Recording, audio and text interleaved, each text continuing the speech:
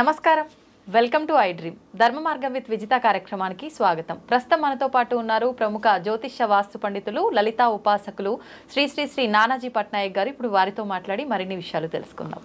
నమస్తే అండి. శ్రీమాత్రే నమః. చాలా మంది భగవంతుడి విషయానికి వచ్చేసరికి ఏకాగ్రతగా చాలా భక్తితో పూజలు చేస్తూ ఉంటారు. నామస్మరణ చేసినా ఏం చేసినా కూడా ఇన్వాల్వ్ అయిపోతుంటారు దాంట్లో. కానీ కొంతమందికి ఆ ఏకాగ్రత అనేది అస్సలు కుదరదు, కాన్సన్ట్రేట్ చేయలేకపోతుంటారు. చేసే నామజపమైనా పూజ అయినా ఏదైనా సరే. కొందరు చెప్తూ ఉంటారు, అంటే ఇక్కడ భగవంతుడు ఉన్నాడు, నేను చేసే పూజకి ఇక్కడ వచ్చేసాడు, కూర్చున్నాడు అని చెప్పి ఒక రకంగా చెప్తుంటారు. అవి విన్నప్పుడు ఏంటి అలా ఎలా వస్తాడు, నిజంగా వస్తాడా, ఇలా ఆలోచిస్తూ ఉంటాం. నిజంగా అంటే ఉండే సరౌండింగ్స్లో పాజిటివ్ వైబ్స్ని బట్టి అలా చెప్తారా? ప్రతి ఒక్కరికి అక్కడ భగవంతుడు వచ్చాడు అనడానికి తెలిసే అవకాశం ఏదైనా అంటే ఉంటుందా? దాని గురించి తప్పకుండా ఉంటుందమ్మా. చాలా మార్గాలు ఉన్నాయి, అందులో నేను మీకు ఒకటి చెప్తాను. ఫస్ట్ ఆఫ్ ఆల్ ఏంటంటే మనం తెలుసుకోవాల్సింది, మీరు పూజ కనుక భక్తి శ్రద్ధలతో మొదలు పెట్టగానే మీరు ఏ దేవతనైతే ఆరాధిస్తున్నాడో ఆ దేవతా రూపం అక్కడికి వస్తుంది. ఆ రూపంలో అక్కడికి రావడం జరుగుతుంది. గణపత, నారాయణుడ, విష్ణువ, అదే నారాయణ విష్ణు అన్న ఒకటే, శివుడా, అమ్మవారా, ఎవరిని మీరు పూజిస్తున్నారు? భక్తి శ్రద్ధలతో ఫలాపేక్ష రహితంగా మీరు కనుక పూజ ప్రారంభించినట్లయితే మీ పూజని అందుకోవడం కోసం ఆ రూపం, ఆ భగవంతుడు అక్కడికి వస్తాడు. గుర్తుపెట్టుకోండి, దేవత అక్కడికి వస్తుంది, ఖచ్చితంగా దేవత వస్తుంది అక్కడికి. మీరు భక్తి ప్రధానం, మంత్రాలు ఇవన్నీ కాదా? అవి కూడా ఉంటాయి, ఉండాలి. బట్ భక్తి ప్రధానం. మీరు భక్తి లేకుండా మంత్రం చేస్తే అక్కడ రాదు. మీరు భక్తితో చేసేటప్పుడు మంత్రం చదవకపోయినా జస్ట్ ఒక మాట అన్నా సరే వస్తుంది అక్కడ. అయితే ఇక్కడ మీకు అది వచ్చింది, కొంతమంది కాన్సన్ట్రేషన్ కుదరదు. అలాంటప్పుడు ఒక టెక్నిక్ కనుక పాటించగలిగితే ఖచ్చితంగా కాన్సన్ట్రేషన్ కుదురుతుంది. రెండవది ఏంటంటే మీకు అక్కడ భగవత్ శక్తి వచ్చిందనే ఫీల్ మీకు కలుగుతుంది ఖచ్చితంగా. ఓకే, ఏంటంటే టెక్నిక్ ఏంట చేయాలి అంటే, మీకు మంత్రం ఏమీ లేదు, ఎవరి దగ్గర గురువుల దగ్గర ఏమీ తీసుకోలేదు, ఏ బీజాక్షరాలు లేవనుకోండి, కనీసం నామస్మరణ, శ్రీమాత్రే నమః, లేదా ఓం నమో నారాయణాయ, నమః శివాయ, ఇందులో లేదా గణపతిని తలుచుకుంటే ఓం మహాగణాధిపతయే నమః, లేదా ఓం గం గణాధిపతయే నమః. మీరు ఏ దేవతను ఆరాధిస్తే ఆ దేవతకి నమః జోడించుకొని మీరు చేయొచ్చు. చేస్తూ ఒక పటం ఉంటుంది కదమ్మా మీ ఇంట్లో. ఇప్పుడు అమ్మవారిదైతే అమ్మవారి పటము, ఎవరిదైతే వాళ్ళది ఒక పటము, లేదా విగ్రహాలు ఉంటాయి కొంతమంది ఇళ్ళల్లో, ఇంత విగ్రహాలు కూడా వాళ్ళు పాపం చేసుకుంటూ ఉంటారు. చక్కగా ఆ విగ్రహం కళ్ళలోనే మీరు చూస్తూ కూర్చొని, ఎదురుగా కూర్చొని చక్కగా భక్తి శ్రద్ధలతో కూర్చొని కళ్ళ వైపే అలా చూస్తూ ఒక చేతిలో జపమాల పట్టుకోండి. ఆ జపమాల కూడా ఏదైనా అడ్డం ఉండాలి. బయటికి ఇలా చాలామంది తెలియక కనబడుతున్నట్టు ఇట్లా చేస్తూ ఉంటారు. కనబడుతూ చేయకూడదు. కనబడుతూ చేస్తే మనం పూజ గది దగ్గర కూర్చున్నప్పుడు, ఏదైతే పూజ గదిలో ఎక్కడైతే కూర్చుంటామో మన చుట్టూ కొన్ని గణములు ఉంటాయి. అందుకే జపం చేసే వాళ్ళు ఏం చేస్తారంటే ఇట్లాగా అక్షింతలకు గణపతికి గురువుదేవుడికి వేసి ఒక బంధనంలా చేసుకుంటారు గురుమంత్రం చదువుతూ. Okay okay. ఎందుకంటే అప్పుడు ఆ లోపలికి వచ్చి అవి తీసుకోకుండా ఉంటాయని. అలా కొంచెం, అందుకే కొన్ని బ్యాగ్స్ లాగా ఉంటాయి ఇలా కట్టుకునేవి, అది లోపల పెట్టుకోవాలి. అలా చేస్తూ ఇస్కాన్ వాళ్ళు ఎక్కువగా అది వేసుకొని తిరుగుతూ ఉంటారు. మీరు అమ్మవారినే లేదా శివుడైతే శివుడిని అలా కళ్ళల్లో తదేకంగా భక్తిగా అలా చూస్తూ కనుక నామం చేస్తూ ఉన్నారంటే మీకు ఒక ఎనర్జీ కనెక్ట్ అయి తీరుతుంది. మీరు చూడొచ్చు ప్రాక్టికల్గా కావాలంటే, ఎందుకంటే ఇక్కడ చేయాలంటే 20 నిమిషాలు పడుతుంది. అది మూడు అంటే మొన్నంటే కొబ్బరికాయ 2 నిమిషాల్లో కాబట్టి చూపించాం. ఎందుకంటే నేను చూపించిన అవతల వాళ్ళకి కనబడదు, ఎవరికి వాళ్ళు ఎక్స్పీరియన్స్ చేయాల్సింది. చేశారు అంటే ఖచ్చితంగా వాళ్ళకి అలా ఉండగా ఉండగా ఉండగా చేయగా ఒక 3వ మాల దాటుతుందనగానే వాళ్ళకి ఒక చుట్టూ ఒక ఏదో ఒక పొగ కమ్మినట్టు, ఒక ఆరా వచ్చినట్టుగా కాన్సన్ట్రేషన్ మొత్తం చేశారు. అలాగే అదే తదేకంగా చేశారంటే మీకు తెలిసిపోతుంది ఇక్కడ భగవత్ శక్తి వచ్చేసింది. భక్తిగా చేశాను కదా, అమ్మవారు వచ్చింది అంటే భగవంతుడు కావచ్చు. అంటే భగవంతుడు ఏ రూపంలో ఉన్నా కూడా, నారాయణుడు అమ్మవారు ఏ రూపంలో ఉన్నా, మీరు భక్తిగా జపించినప్పుడు ఒక తల్లి బిడ్డ పిలిచినప్పుడు ఎలా వెళ్తుంది, ఎక్కడో పాపం పూజ గదిలోనో లేకపోతే ఏ వంట గదిలోనో వంట చేసుకుంటుంది, అమ్మ అని గట్టిగా పిలిస్తే వెంటనే వెళ్ళిపోతుంది తల్లి. ఎలా వెళ్తుందో అదే రకంగా ఆ యొక్క దేవతామూర్తి మీ దగ్గరికి రావడం జరుగుతుంది. అంటే మీరు తదేకంగా భక్తిగా చదువుతున్నారు, వస్తుంది ఆటోమేటిక్గా. ఎందుకు కళ్ళు తెరిచి యాక్చువల్గా కళ్ళు మూసుకునే జపం చేయాలి. కళ్ళు తెరిచి ఎందుకు అంటున్నానంటే మీకు ఆ ఫీల్ అర్థం అవ్వాలని. ఓకే, కళ్ళల్లోనే చూస్తూ చేయండి, ఖచ్చితంగా మీకు ఆ ఫీల్ అర్థమవుతుంది. అయితే ఇక్కడ మీరు ఎప్పుడైనా సరే చేసేటప్పుడు ఒకవైపు మళ్ళీ ఫోన్ చూసుకుంటున్నాం, దిక్కులు చూస్తున్నాం, చేయొద్దు. నన్ను ఎవరైనా అబ్జర్వ్ చేస్తున్నారు, దిక్కులు చూస్తున్నాం, ఇగో నేను ఇంత మాలు తిప్పుతున్నాను, ఇన్ని డైరెక్షన్స్ ఇంత పోయిందనుకోండి ఫలితం రాదు. ఇలా ఎప్పుడైతే మీరు చేస్తారో, దేవత ఎప్పుడైతే అక్కడికి వస్తుందో, మీరు చేసేటువంటి పంచోపచార పూజ కావచ్చు, లేకపోతే మీరు పెట్టే నైవేద్యం ఏదైనా కావచ్చు, ఖచ్చితంగా స్వీకరిస్తుంది. అలా ఎప్పుడైతే స్వీకరించిందా ఆవిడ రుణం ఉంచుకోదు. అమ్మవారు కావచ్చు, విష్ణువు కావచ్చు, ఎవరైనా తీసుకున్నారంటే రుణం ఉంచుకోరు, వెంటనే మనకు ఫలితం వస్తుంది.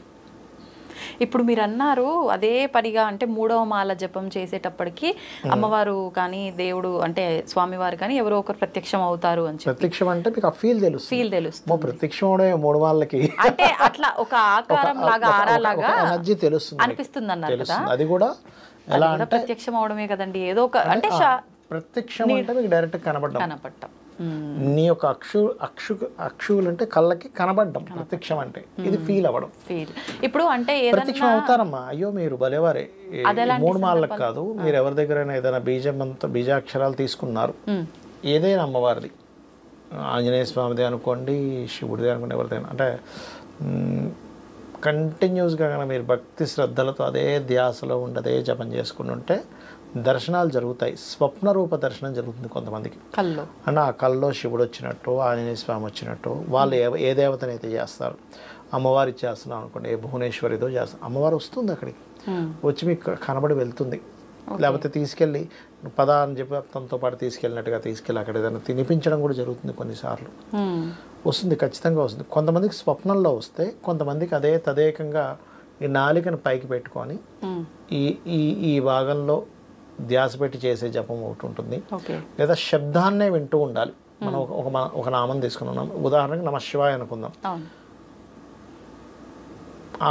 ఆ శబ్దం ఎక్కడి నుంచి వస్తుందనే దాని మీద కాన్సన్ట్రేషన్ చేయాలి. నమశివాయ నమశివాయ అంటున్నాం, లోపల నుంచి అనుకుంటున్నాం, బయటకు కాకుండా అనుకుంటున్నప్పుడు ఆ శబ్దం ఎక్కడి నుంచి వస్తుంది, ఆ శబ్దం ఎక్కడి నుంచి వస్తుంది అనే తదేక దృష్టితో కానీ మీరు వెళ్ళినట్లయితే కొంచెం సేపటికి ఏమవుద్దంటే చిన్నగా ఒక తెల్ల కాంతిపుంజంలా ప్రారంభమై ఆ కాంతిపుంజం ఇలా పెద్దగా దర్శనం జరుగుతుంది. మీకు ఎప్పుడైనా అనుభవంలోకి వచ్చిందా ఇలా? చాలాసార్లు. అది నాకు పెద్ద గొప్ప ఏం కాదు. అది మంచి గురువు దగ్గర మంత్రం పొందితే ఖచ్చితంగా అందరికీ వస్తుంది. నేనేం గొప్పవాడిని ఏం కాదు, ఎవరికైనా కలుగుతుందమ్మా. భక్తి శ్రద్ధలతో కుల మత భేదాలు లేదు. బ్రాహ్మణుడికే జరుగుతుంది, క్షత్రియుడికి జరగదు, లేకపోతే శూద్రుడికి జరగదు, ఏమి లేదు. భగవంతుని దృష్టిలో అందరూ సమానమే. మీ భక్తి కావాలి ఆయనకి. మనకి వెంకటేశ్వర స్వామి వృత్తాంతం ఒకటి ఉంటుంది, మీరు వినే ఉంటారు.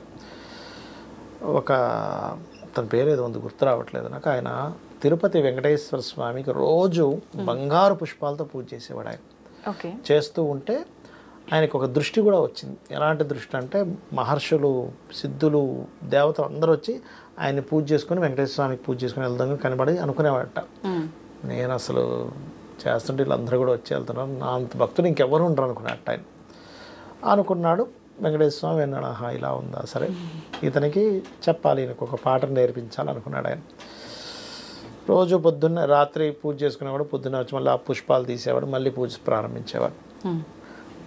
తర్వాత రోజు ముందు రోజు పూజ చేసుకున్న తర్వాత రోజు వచ్చి ఆ పుష్పాలు తీద్దాం వచ్చేసరికి అక్కడ మట్టి పుష్పాలు ఉన్నాయి. అక్కడ బంగారు పుష్పాల ప్లేస్లో మట్టి, ఆయన బంగారు పుష్పాలు ఉన్నాయి, మట్టి పుష్పాలు కూడా దానిపైన ఉన్నాయి.